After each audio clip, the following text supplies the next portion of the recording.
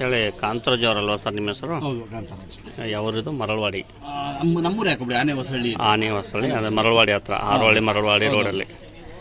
ಈಗ ನಾವು ನಿಮಗೆ ಕ್ಯೂರ್ ಶೆಲ್ಲನ್ನು ಕೊಟ್ಟಿದ್ವಿ. ಹೌದು. ಎಷ್ಟು ದಿನ ಆಯ್ತು ಸರ್ ಕೊಟ್ಟು? ಸರ್ ಕೊಟ್ಟು ಒಂದು 45 ಡೇಸ್ ಆಗಿದೆ ಈಗ ಅನ್ಕೊಳ್ಳಿ. 45 ಡೇಸ್ ಅಂದರೆ 3 ಪ್ಯಾಕೆಟ್ ಕೊಟ್ಟಿದ್ವಿ. 3 ಪ್ಯಾಕೆಟ್ ಕೊಟ್ಟಿದ್ರಿ. 3 ಪ್ಯಾಕೆಟ್ ಇವಾಗ ನಾಳೆಗೆ ಖಾಲಿ ಆಗುತ್ತೆ. ಒಂದು ದಿನ ಮಿಷನ್ದಾಗೆ ತಗೊಂಡಿದ್ದೀನಿ. ಓಕೆ. ಆಮೇಲೆ ಕಾಲು ತಗೊಂಡಾಗ ತುಂಬ ಬೆಟ್ಟಿಂಗ್ ಇಟ್ಟರೆ ಸುಮಾರು ಕುಳಿ ಬೀಳೋದು. ಕುಳಿ ಅಂದರೆ ಇಷ್ಟು ನೀರು ಹಿಡಿಸ್ತಾ ಇತ್ತು ಆ ಕುಳಿಗೆ, ಅಷ್ಟು ಬೀಳೋದು. ಆಮೇಲೆ ಈಗೆಲ್ಲ ಕ್ಯೂರ್ ಆಗಿ ಈಗ ಮತ್ತೆ ನಾರ್ಮಲ್ ಪೇಜ್ಗೆ ಬಂದಿದೆ. ಆಮೇಲೆ ಈ ಥರ ನಾನು ಹಿಡಿಬೇಕಾದ್ರೆ ಇನ್ನೂ ಕಷ್ಟ ಆಯಿತು. ಅಂದರೆ ಹಿಂಗೆ ಹಿಡಿದ್ಬಿಟ್ಟು ಸ್ವಲ್ಪ ಸುಧಾರಿಸ್ಕೊಂಡು ಹಿಂಗೆ ಮಾಡಬೇಕಾಯ್ತು. ಸರ್ ಈಗ ಅದು ಮತ್ತೆ ಬಿಟ್ಕೊಳಕ್ಕೆ ಒಂದು ಬ್ಯಾಲೆನ್ಸ್ ಇದೆ ಸರ್. ಈಗ ಬ್ಯಾಲೆನ್ಸ್ ಇದೆ ಸರ್. ತಿರ್ಲಿಕ್ಕೆ ಇದೆ ಸರ್. ನೋಡಿ ಅದನ್ನೇನು ತಗೊಂಡು ಮುಂಚೆ ಬ್ಯಾಲೆನ್ಸ್ ಇರಲಿಲ್ವಾ?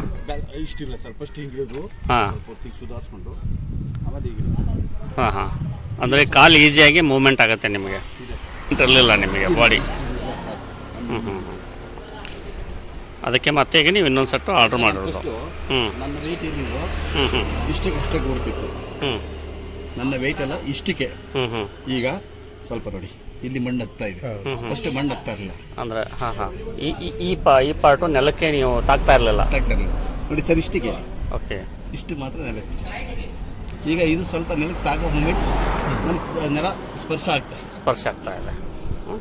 ಸರಿ ಸರ್. ಡೈಲಿ ಎಷ್ಟು ತೊಗೊತಾ ಇದ್ದೀರಾ? 2 ಫಸ್ಟು ಒಂದು 10 ಡೇಸು ಒಂದು ತಗೊಂಡೆ. ಒಂದು ದಿನ ಮರ್ತಿಲ್ಲಲ್ಲ? ಒಂದು ದಿನನೂ ಮಿಸ್ ಮಾಡಿದೆ ಸರ್. ಒಂದು ಟೈಮು ಮಿಸ್ ಮಾಡಿಲ್ಲ. ಮತ್ತು ನಾನು ಇದನ್ನು ಇಲ್ಲ ಜೋಬಲ್ಲಿ ಇಟ್ಕೊಂಡಿದ್ದೀನಿ.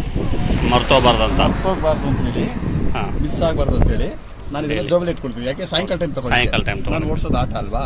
ಮನೆಗೆ ಹೋಗೋದಕ್ಕೆ ಲೇಟ್ ಆದರೆ ಅದು ಟೈಮ್ ಭಾರ ಆಗುತ್ತೆ ಅಂತೇಳಿ ಕರೆಕ್ಟಾಗಿ 7:15 ಇದನ್ನು ತಗೊಳ್ತೀನಿ. 9 ಗಂಟೆಗೆ ಊಟ ಮಾಡಿ. ಓಕೆ ಸರ್, ಒಳ್ಳೆಯದು. ಬೆಳಗ್ಗೆ ಜಾವ 5 ಗಂಟೆಗೆ ಎದ್ದೋಗ್ತೀನಿ. ಬೆಳಗ್ಗೆ ಎದ್ದು 5 ಗಂಟೆಗೆ ತೊಗೊಂಡ್ಬಿಡ್ತೀನಿ. ಅದನ್ನು ತಗೊಂಡ್ಬಿಟ್ಟು ಅದು 2 ಅವರ್ವರೆಗೂ ಬಾಯಿಗೇನು ಹಾಕ್ಬಿಡು ಅಂತ ಹೇಳಿದ್ದಾರೆ ಸರ್. ತಗೊಂಡು ಒಂದು 1/4 ಲೀಟ್ರು ಬಿಸಿನೀರು ಕುಡಿತೀನಿ. ಕಾಲು ಗಂಟೆ ಬಿಟ್ಟು ಇದು ತಗೊಂಡು 1/4 ಗಂಟೆ ಆದಮೇಲೆ ಒಂದು ಲೋಟ ಬಿಸಿನೀರು. ಆಮೇಲೆ 1 ಅವರ್ ಒಂದು ಅರ್ಧ ಅವರ್ ವಾಕಿಂಗ್ ಮಾಡಿಕೊಂಡು ಬಾತ್ರೂಮು ಮತ್ತು ನಮ್ಮ ಮುಖ ಅದು ಇದೇನಿದೆ ಬಿಟ್ಕೊಂಡು ಆಮೇಲೆ ನಾನು ಊಟ ಮಾಡಿದೆ 2-3 ಅವರ್ ಬಿಟ್ಟು. ಸರಿ ಸರ್, ಒಳ್ಳೇದಾಗಲಿ. ತೊಗೊಳ್ಳಿ, ಭಗವಂತ ನಿಮ್ಗೆ ಒಳ್ಳೇದು ಮಾಡಲಿ. ಕಂಟಿನ್ಯೂ ಮಾಡಿ, ತುಂಬ ಇನ್ನೂ ಚೆನ್ನಾಗಿ ಬದಲಾವಣೆ ಆಗೋದು ಸರ್. ಓಕೆ. ಕಾಂತರಾಜ್ ಅವ್ರಿ, ಈಗ ನಿಮ್ಮ ಸಮಸ್ಯೆ ಆಗೈತಲ್ಲ, ಏನಕ್ಕಾಗೈತೆ ಸಮಸ್ಯೆ? ಏನಾಗಿತ್ತು ಸರ್? ನನಗೆ KBL ಕರೆಂಟ್ ಹೊಡೆದಿದ್ದು. ಲೈನ್ ಕೆಲಸಕ್ಕಿಂತ ಸೇರಿಕೊಂಡು ಲೈನ್ ಕೆಲಸಕ್ಕೆ ಹೋಗ್ತಾ ಇದ್ರಿ. KBL ಸೇರಿಕೊಂಡಾಗ ನನಗೆ ಟ್ರಾನ್ಸ್ಫರ್ ಕರೆಂಟ್ ಹೊಡೆದು ಈ ಥರ ಆಗಿದೆ. ಯಾವುದು 11 KVನಾ? 11 KV ಸರ್.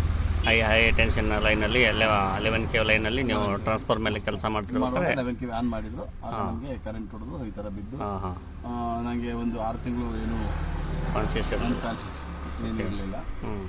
ಮತ್ತು ನನಗೆ ಈ ಕಾಲು ಏನೂ ಆಡ್ತಾ ಇಲ್ಲ. ಡೆಡ್ ಬಾಡಿ ಥರ ಇತ್ತು. 6 ತಿಂಗಳ ನಂತರ ಒಂದು ಸ್ವಲ್ಪ ಟ್ರೀಟ್ಮೆಂಟ್ ಮೇಲೆ ತೊಗೊಂಡಿದ್ರಿ. ಆಮೇಲೆ 1.5 ವರ್ಷ ಅದೇ ಹಾಸ್ಪಿಟಲಿದ್ದೆ. ಹಾಸ್ಪಿಟ್ಲಿಂದ ಹೊರಗೆ ಬರಬೇಕಾದ್ರೆ ವಾಕರಲ್ಲಿ ಬರುತ್ತಲ್ಲ ಮಾಡಿ ಕಳಿಸಿದ್ರು. ಆಮೇಲೆ ಅಲ್ಲಿಂದ ಬಂದು 1 ವರ್ಷ ಮನೆಯಲ್ಲಿದ್ದೆ ರೆಸ್ಟ್ ತಗೊಂಡು. ಮತ್ತು ತಿರ್ಗಾ ಪುನಃ ಹೋಗಿ ಮತ್ತು 6 ತಿಂಗಳು ಅಡ್ಮಿಟ್ ಆದಮೇಲೆ ಸ್ಟಿಕ್ಕಲ್ಲಿ ವಾಕ್ ಮಾಡೋ ಥರ ಮಾಡಿ ನಮ್ಮನ್ನು ಕಳಿಸಿದ್ರು. ಸರಿ. ನನಗೆ ಏಟಾಗಿದ್ದು